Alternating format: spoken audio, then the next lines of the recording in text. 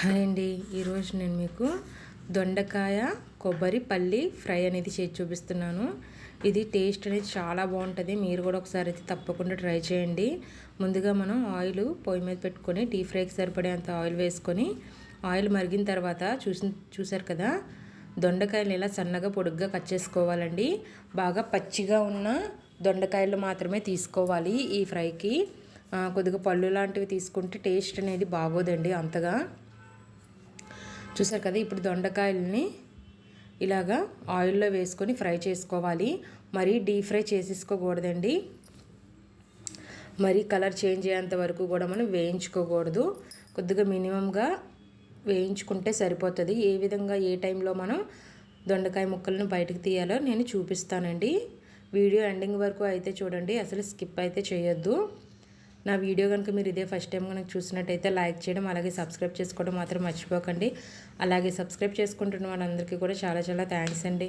మీ support అనేది ఎప్పుడూ ఇలాగే ఉండాలని అనుకుంటున్నాను. చూసారు కదా, మనకి దొండకాయలు అనేవి ఇంకా బాగా వేగినాయండి. చాలు, ఈ విధంగా మనకు వేగిన తర్వాత ఇంకా మనం ప్లేట్లోకి తీసుకోవాలి. ఈ విధంగానే మిగిలిన దొండకాయ ముక్కలను కూడా వేసుకొని మనం ఫ్రై అనేది చేసుకోవాలి. చెప్పాను కదండి, దొండకాయలు అనేవి చాలా పచ్చిగా ఉండాలండి. కొద్దిగా ముగ్గినా కూడా మనకి కర్రీ టేస్ట్, ఫ్రై టేస్ట్ అనేది అస్సలు బాగోదనమాట. పచ్చిగా ఉన్న దొండకాయలు మాత్రమే మనం తీసుకోవాలి.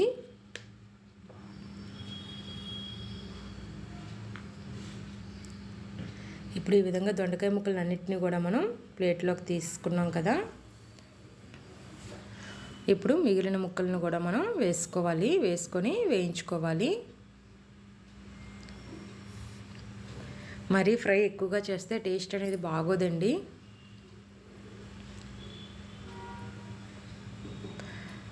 ఇది మనకి చపాతీలోకి కానీ రైస్లోకి కానీ చాలా బాగుంటుంది అనమాట. ఎవరైనా ఇంటికి వచ్చినప్పుడు కూడా మనకి చేసి పెడితే చాలా బాగా కూడా నచ్చుతుందండి.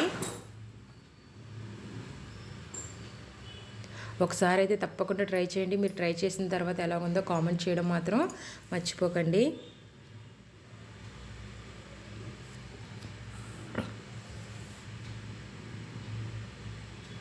ఇప్పుడు వేయించినవన్నీ కూడా మనం ఒక ప్లేట్లోకి తీసుకొని పక్కన పెట్టుకుందాం. ఇప్పుడు మనం మిక్సీ జార్లోకి అల్లం అలాగే వెల్లుల్లి వేసుకోవాలి.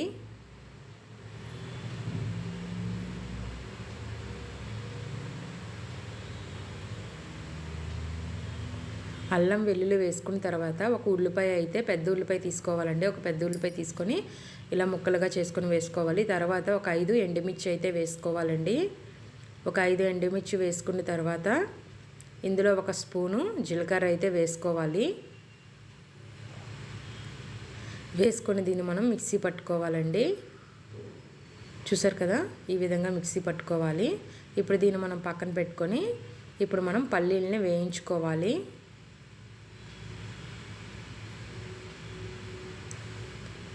ఇప్పుడు పల్లీలు కూడా మనకి మంచిగా వేగినాయండి. ఇప్పుడు దీన్ని కూడా మనం పక్కన తీసుకొని పెట్టుకొని ఒక కొబ్బరి అనేది, చూసారు కదా, కొబ్బరి మీరు తినేదాన్ని బట్టి కొబ్బరి వేసుకోవచ్చండి.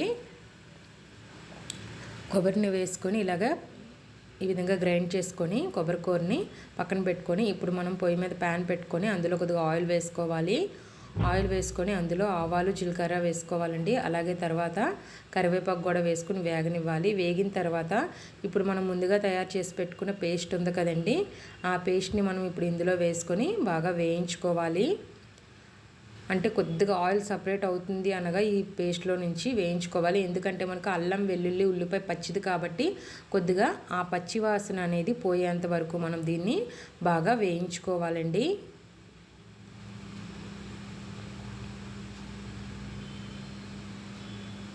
ఇప్పుడు ఇందులో కొద్దిగా సాల్ట్ కూడా వేసుకోవాలి. వేసుకొని మళ్ళీ ఒకసారి బాగా కలుపుకోవాలి.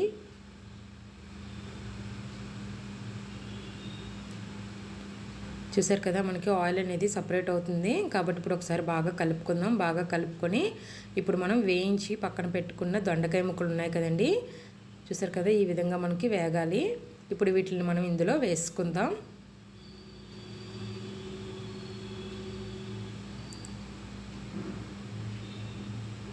అలాగే కొబ్బరి కూరను కూడా మనం వేసుకోవాలి.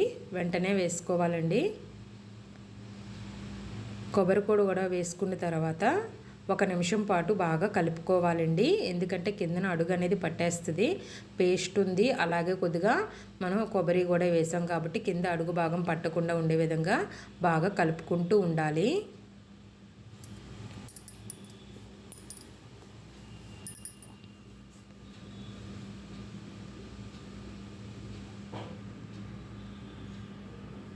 చూసారు కదా, ఈ విధంగా మనం కలుపుతూ ఉండాలండి 1 నిమిషం పాటు అయినా సరే. తర్వాత ఇప్పుడు మనం ఇందులోని వేయించుకున్న పల్లీలని వేసుకోవాలి.